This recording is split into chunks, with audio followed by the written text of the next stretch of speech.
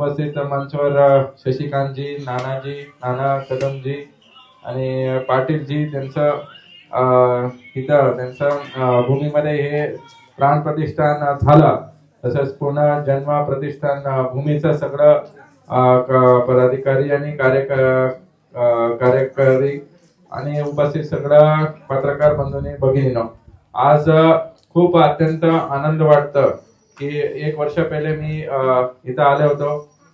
गावचं ते विजिट असते आमचं पोलिसांकडून आणि हे गाव खास करून दत्तक घेऊन जे वेगवेगळ्या योजना करण्याचा एक संकल्पना असतील आणि ते सगळं तुमचं पुढे ठेवल्यानंतर तुम्ही खूप आम्हाला सगळ्यांना सहकार्य केले आणि खास करून आज श्रावण मास मध्ये हे मंदिरचं प्राण प्रतिष्ठान होते, त्याचा पूजा आणि उद्घाटन आज होते. अत्यंत चांगला दिवस आहे आणि चांगलं घडत होणार असं माझा अपेक्षा आहे. नक्की इथं बघितलं तर ते तलावचा एक प्रोजेक्ट होता, ते आता तलावामध्ये पाणी भरलेले आहे. तसंच ते इथं छोटस नदी तुमचं गावातून जाते, ते भरलेले आणि शेतकरी जे चांगलं शेती करतात. तसंच आमचं रिटायर्ड DYSP नाना कदमजी ते आता इथं गावामध्ये तुमचं सेंद्रिय शेती आणि बाकीच्या गोष्टी सुरू केलेले आहे. तसंच माझं हे अपेक्षा आहे की तसं नानाजींनी सांगितलंय, सगळं गावकरी एकत्र येऊन एकजूट तुम्ही सगळ्यांनी काम केले तर नक्की हे मंदिर ह्याचं नाव पूर्ण विश्वामध्ये जातील. असं एक अद्भुत शक्ती आहे. मला माहित नाही की मी कसं इथं मतलब एक अट्रॅक्शन झाला त्याचा एनर्जीज इथं बघून कधी इथं ह्या भागात आला तर माझा एक दौरा इकडे बार्शीकडे आला तर मी सांगतो की इथं कोणी आहे का आणि काय चालू आहे तिथे येऊन ध्यान करणे. हे एक असं माझा भावना उत्पन्न झाले. तसंच बरेचशे लोकांचं आता हे आजूबाजूच्या गावचं लोकांचंही आता इथं तुमचं दर्शन वगैरे सुरू होतील.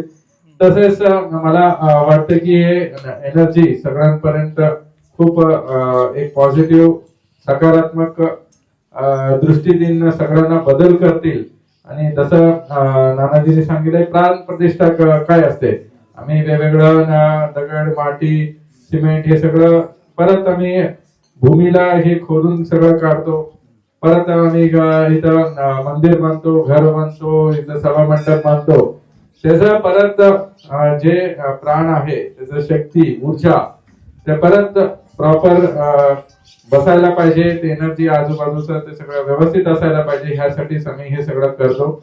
तसेच आज छोटस मंदिर आणि दर्शन आणि पूजा करून खूप आनंद वाटला. आणि खास करून हे जे प्रोग्रेस आहे 1 वर्षामध्ये सगळ्यांनी मेहनत घेऊन सगळं गावकरी तुम्ही सोबत येऊन की आता आज केलेले ते चांगलं फळ इथं सगळ्यांच्या समोर दिसून येते. परत मी सगळ्यांना सांगू इच्छितो की असंच तुमचं अजूनही ऊर्जा वाढू दे, त्या मंदिरचं अजूनही नाव नक्की वाढतील. जसं मला दृष्ट झालं की जसं भगवान मंदिर आहे बार्शीमध्ये, तसंच हे मंदिरचं पण नाव खूप जगात प्रसिद्ध होईल. जे काही भगवान मंदिरला दर्शनासाठी येतील ते इथं शिव मंदिर कुठं आहे, 10 पिंपळगाव मध्ये एक शिव मंदिर आहे, ते कुठं आहे असं ते लोक इथं तुमच्या गावापर्यंत येतील. तुम्ही भाग्यवान असणार की तुमच्या गावामध्ये बरेचसे लोक इथं येऊन दर्शन घेतील. आणि खास करून पाटील आणि त्यांचा वडील तुम्ही नक्की हे परिसर अजूनही चांगलं करतील. एक अजून वेगवेगळा वृक्ष माझ्याकडे आहे, आयुर्वेदिक वृक्ष आहे. एक चांगल्या प्रकारचा आम्ही एक डिझाईन तयार करू. आयुर्वेदिक झाड आहे जे बरेचसे हे भागात मराठवाड्यामध्ये बरेचसे चांगलं झाड आहे, पण खूप दुर्मिळ झालेले आहे, सगळीकडे भेटत नाही. मोजकेच 10 झाड पूर्ण भारतामध्ये असतील असं झाड आम्ही संग्रहित करून त्याचं बिया गोळा करून त्याचं रोपं बनवलेली आहे.